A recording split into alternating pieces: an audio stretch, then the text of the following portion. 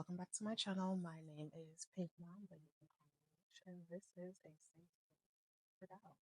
So I'm super excited about this series that I'm starting. So my latest obsession is a show called Hajime no Ippo. I know it kind of you've probably seen it already here, but I just got on the bandwagon and I want to rant about it, and that's what we're gonna do. So my favorite thing about the show thus far is probably Takuma. I love his character. Not really. Like, if I were to meet him in real life, he'd probably be a douchebag. But in animation, love it. Side note, guys, I'm only like 10 episodes deep. So, and also this series is super, super long. Yes, I am going to do the entire series probably in 10 episode increments because, again, it's super, super long. Disclaimer, I have not read the manga. I know nothing about it. So, this video is just going to be on the anime. So, obviously, you start the show with Ippo Makunouchi. He is a super shy high school kid who is bullied a lot. A lot, a lot. So, one day while he's being bullied, Takamura comes, Mamoru Takamura comes and saves the day or whatever and brings him back to the gym. When he gets brought back to the gym, Takamura lets him like punch a punching bag. They find out, oh shit, homie got them hands. He got some power behind his hits. And he gives him a video of like fights or whatever, tapes of fights. He both falls in love. He's like, I want to be a boxer. I want to be strong. Takamura, for some reason, is like, you can't just wake up and decide you want to be a boxer. And Ippo's like, please, please, I want to be a boxer. So he gives him this like test or whatever. So he punches a tree and just him leaves. He's like, you gotta do this. You can do this by the end of the week, then you can train. Okay, bet. So that whole episode is literally just a montage of him preparing for that. It's super cute. I'm gonna include a clip. Anyway, so after that, he does it. Next episode, Takamura brings him to the Kamogawa gym. He meets Miyata. Pause. I love the dynamics between Ippo and Miyata. I love number one, the comparison between the two. I like how they contrast. I just they're complete opposites of each other, but the same coin, if that makes sense. So where you have Ippo, he's untrained, unskilled, but has the raw talent. And then on the other side, you have Miyata, who is very skilled, very trained. His technique is A1, immaculate. His dad's a boxer. He's this legacy. He comes with the name behind him, right? So, like you would expect, he do beat Ippo ass, but Ippo puts up a really good fight. Kamagawa's like, all right, bet, we're going to let you join the gym. You can start training. First fight between Miyata and Ippo absolutely needed to be discussed because look at this. Right off the bat, Ippo is getting dropped. Miyata's the obvious winner of this match. Going into it, we know this because he's the one that has the technique. And as you can expect, Ippo is just barely hanging on. You know, he getting dropped, and it really is Takamura's coaching and yelling at him and reminding him of his desire to be a boxer that keeps him getting back up that first round. And it really is a lot of him kind of being saved by the bell and his sheer determination to not fall because he wants it that bad. I thought it was kind of cool because throughout the fight you start to see the shift in Miyata as well. So in particular after this point, so round 2, Ippo comes out swinging. He hitting him with his jabs. He's still not necessarily doing damage per se, but he keeping me out on his toes. He got to do a little bit more. This part was embarrassing. Y'all saw that tumble. Ippo could not connect, unfortunately. Thank God for Takamura yelling at him and reminding him of the work that they had been doing because that is what kept him in the fucking game. Anyway, so, you know, for round 2, we see a little bit of a shift, but once again, saved by the bell. Round three comes out, Miata a little bit more shaken up. You know, he not liking this. He about to start putting a little more oomph into his swing. So he's doing significantly more damage to Ippo.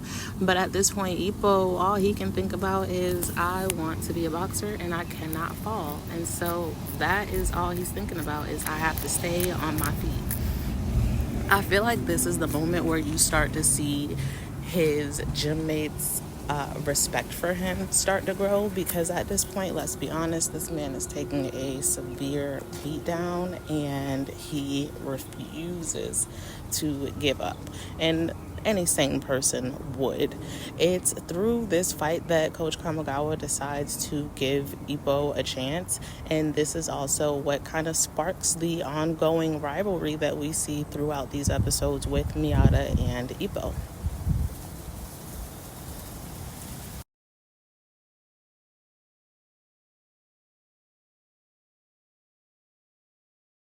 Was kind of like side note, the nice thing with them too is that like Ippo kind of inspired Miata to work a little harder, whatever.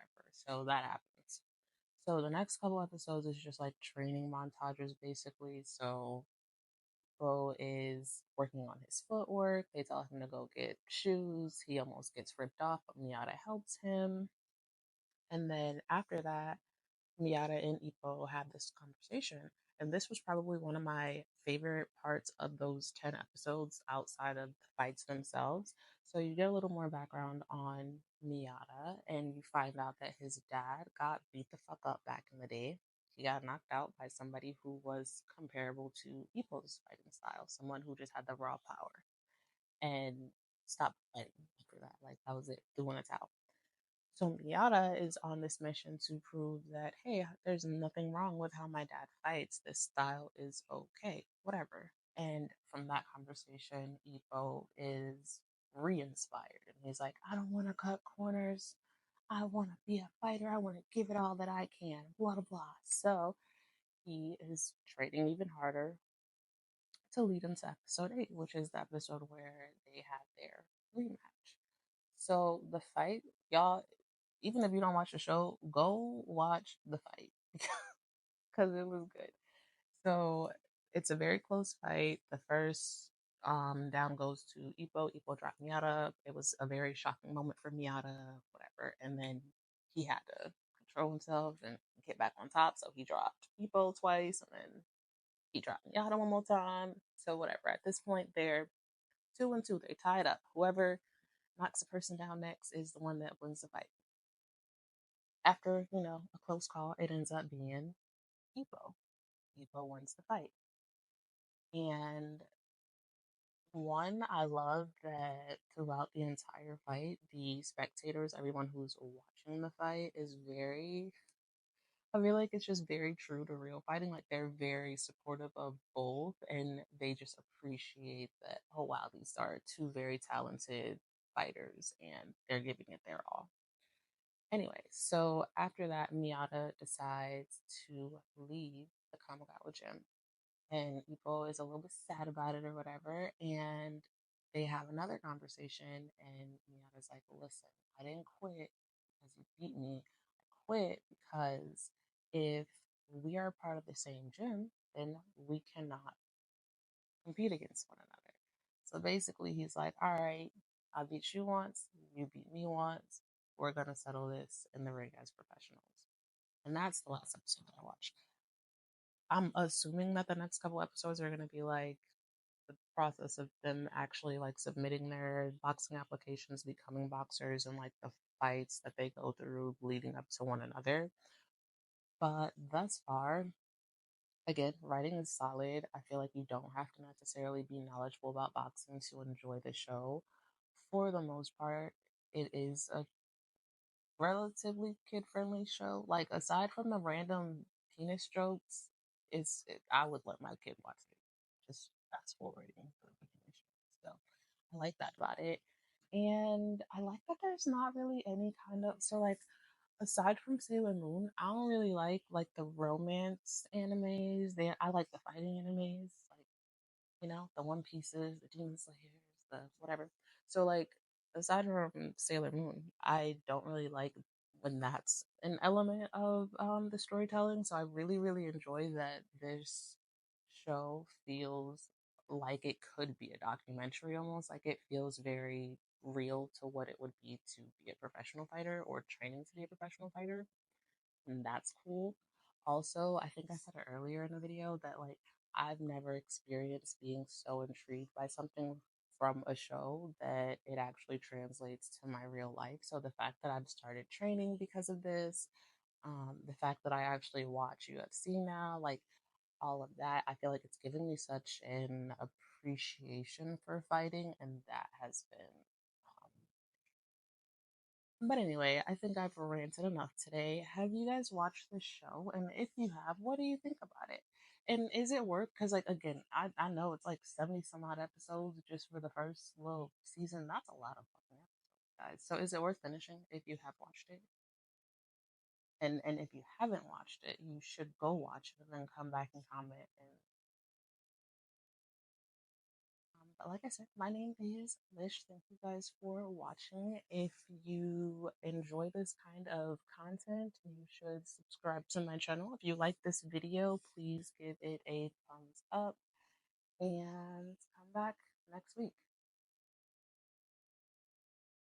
People taught me the importance of knowing how to protect yourself and defend yourself, which is exactly why I've partnered with Karate World USA.